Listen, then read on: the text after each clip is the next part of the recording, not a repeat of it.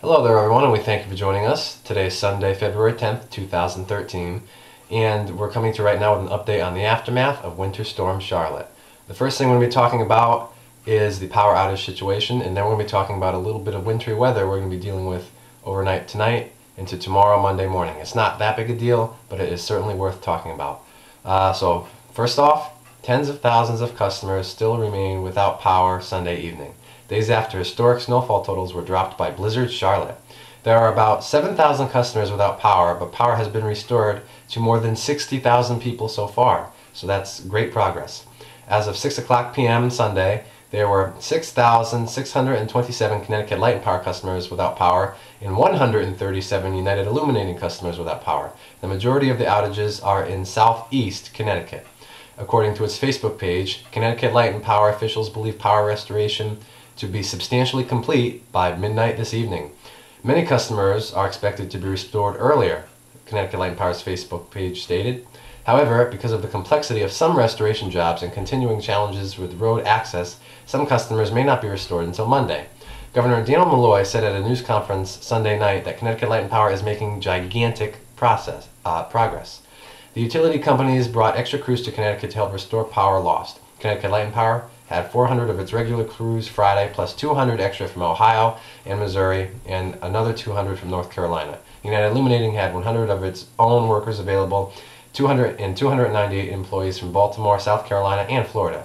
Malloy previously said he will be holding utility companies to that number.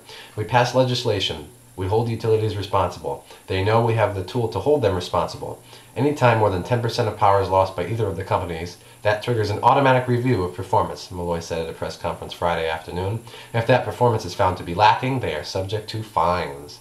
The government and utility company officials are advising people to stay at least 10 feet away from down wires and not to touch them. Down wires also cause crews to be unable to plow certain streets and roads. Once done in Connecticut, Connecticut Light and Power crews will be heading to Massachusetts to help residents there. Anyone who is in Connecticut who is without power should contact 211 or visit its website for shelter information. If a Connecticut Light customer experiences a power outage, they are asked to call 800-286-2000. That number again, 800-286-2000. Connecticut Light and Power officials say they plan to make periodic calls to update customers. If a UI customer experiences a power outage, they are asked to call 1-800-7-CALL-UI. That number again, 1-800-7-CALL-UI, which is also 1-800-722-5584. 1-800-722-5584.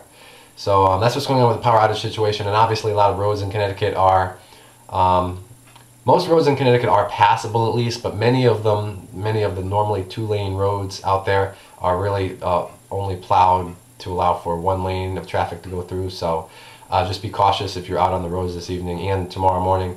A number of schools in the area have decided to close for Monday and Tuesday of this week to allow for the roads to be perfectly cleared away before they send school buses out to pick up students for school. So be sure to check whether your town has decided to close school or not specifically, because every town is doing something a little bit different. Okay, and now let's talk about the weather going on right now, a little bit of wintry weather we're going to be dealing with this evening. This evening, increasingly cloudy, light mix of snow, sleet, and freezing rain by morning. Low this evening near 23 degrees. Tomorrow, Monday, February 11th, mostly cloudy with a light wintry mix changing to rain by midday. Rain could be briefly heavy in the early afternoon. High 42 degrees inland, 43 at the shore. Tuesday, February 12th, partly sunny and breezy, high 37 degrees inland, 40 at the shore. And on Wednesday, February 13th, a blend of sun and clouds, high 40 degrees inland, 42 at the shore. So that's really what's going on with this little bit of wintry weather we're going to be dealing with this evening. Not that big a deal, and also temperatures are going to be warming a little bit for Monday, so that should help a little bit of this snow to melt too, so that's a plus. But just beware if you're going out late tonight or early tomorrow morning. Just beware of that freezing rain that is possible. So that's really all that's going on right now. I do plan to do another update video tomorrow on Monday, and stay safe. We'll see you then.